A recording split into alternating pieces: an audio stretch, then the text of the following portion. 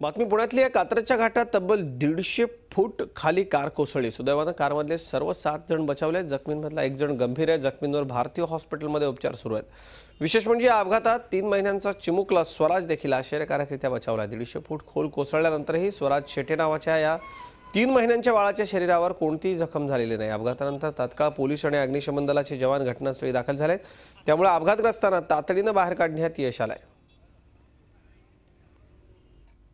गाडी सातारवरून पुण्याला येत होती। तिथं आल्यावर टायर फुटला किंवा पंक्चर झाली, गाडी कंट्रोल सुटला आणि गाडी डायरेक्ट दरीत गेली राईट साईडला।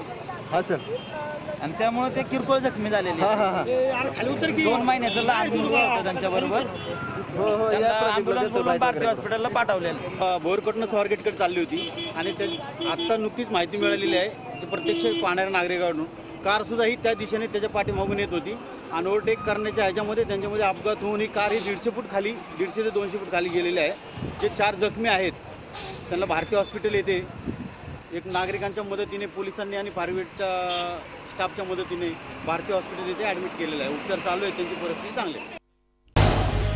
झी 24 तास रहा एक पाऊल पुढे।